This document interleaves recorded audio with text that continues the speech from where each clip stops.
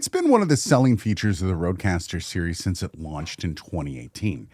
And it's called Aphex, and it's referred to as the legendary Aphex processing. Now, you get something called the Oral Exciter, as well as the Big Bottom. And while they've been used on the Rodecaster Pro series to give that richness and sparkle to your podcast, and even this audio right now, it occurred to me that a lot of my viewers may not know what it is or where it came from. Now, if you're one of my music production viewers, this may all be old news to you, but even so, I bet there might be some stuff in here that you don't know. So let's start with the basic. Like, what is it? Then come on, legendary. Now, I should start out with a simple aside, more of a funny history. Way back in the day, I had an acquaintance named, let's call him Kevin. Kevin was one of those musically inclined snobs that enjoyed knowing more than everyone else. Does this sound familiar? Well, one of my most hated interactions with him was about the pronunciation of Aphex. I called it Aphex. He just called it Aphex. And oh my God, he would find every moment to poke fun at anyone willing to mispronounce the name, including me. Probably one of the most annoying habits Kevin had.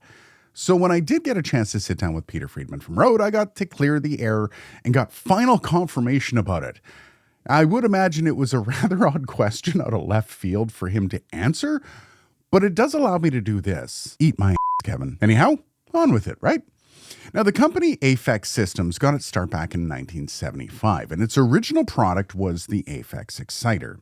Now, that name Aphex is shorthand for Audio Perception Heterodyne Exciter. And there's one word in there that should be a dead giveaway of how this works.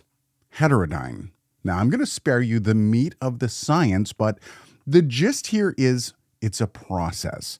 And a process that involves combining two signals to create another signal. But we're going to talk about that in a bit. Anyways, that first product called the Aphex Exciter was a very simple yet extremely impactful effect that was basically intended to make sound more exciting. You see, back in the days of tape recording, there was a process called submixing. This allowed recorders to have unlimited amounts of tracks. Basically, you'd take all the tracks that you'd already recorded, submix them down to a single track, and then add more tracks with your newly freed up tracks on the tape. There's a bit of a problem with that process, though. This kind of layering wasn't really nice to the tape, and after several mixdowns, the overall sound would become rather dull, especially in the high end.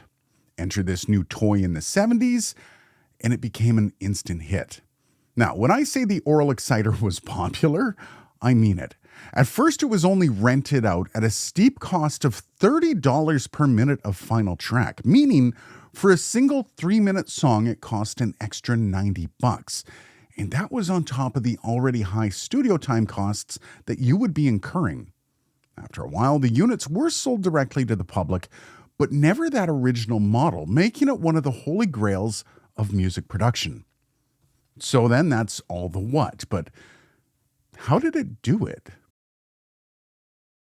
Now again, for the how, we're skipping over the technical details here, and we're going to kind of dumb this down because I don't want to put most of you to sleep. Now, the story is that the original creator of the Aphex Exciter accidentally wired one channel of his stereo amp improperly, and it sounded horrible. But when he mixed the channels together, he was pleased with the sound, and what he figured out was, by combining those sounds, he produced harmonic distortion, which is basically what the Exciter did, creating this silky smooth saturation, just adding richness to audio that it has stripped out by tape. And you can hear that when you use it on your Rodecaster as well. So let's show you how this works. This is the Rodecaster Duo without any of the processing on an SM7B.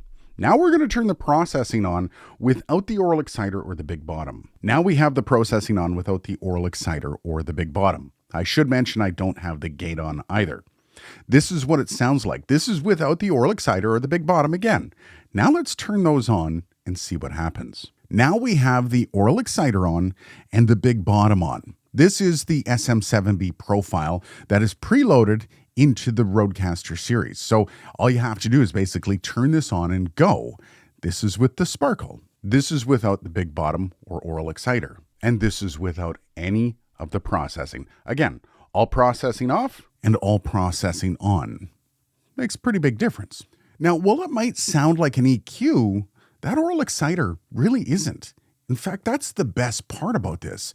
You end up getting that sparkle without all the level boosts that come from EQ, as well as the unwanted noise, which was a main selling point back in the 70s because tape was, well, noisy. Punch, presence, whatever you want to call it, it is literally the detail that takes a flat sound and gives it body. Now, that big bottom, which was released much later in the 90s, basically did the same thing, but for the low end. On that low end, though, it's much less about punch and more about smoothness, though you can still hear the boost in the articulation. Again, though, this is all without any actual level changes. This was the actual magic of the oral exciter back in the 70s. Okay, so who used it then? Well, everyone, frankly. This is one of those things that really became a household sound, especially, like I said, as it created a livelier sound for those tape recordings that got severely dulled out by mixdowns. In fact, I got the idea for this video after watching Rick Beato discuss Master of Puppets in the recording process. I didn't know the producer used a pair of Aphex EQs for that album. One of the more famous uses of the oral exciter is by Lindsey Buckingham from Fleetwood Mac on literally one of the best rock albums of all time.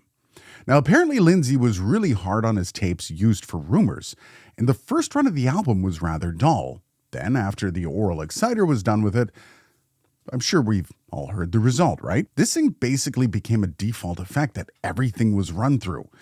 And honestly, the concept of an oral exciter went on to become an enhancement used across broadcasting as well. And it's still in music studios to this day. In fact, Aphex has licensed it out to a ton of other companies to be used in their gear. And of course, it's also available in multiple different digital formats, including on the Rodecaster series.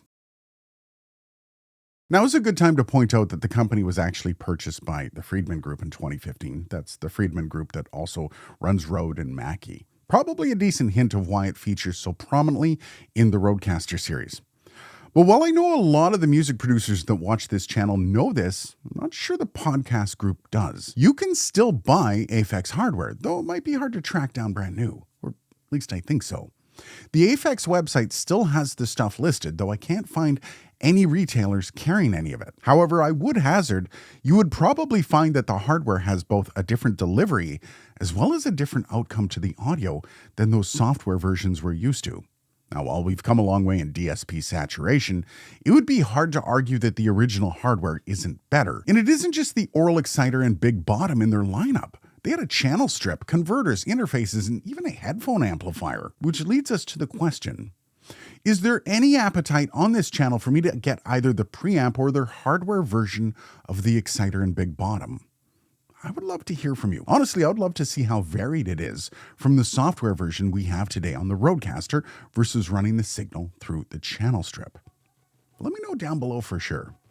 Cheers, guys, and thanks for watching.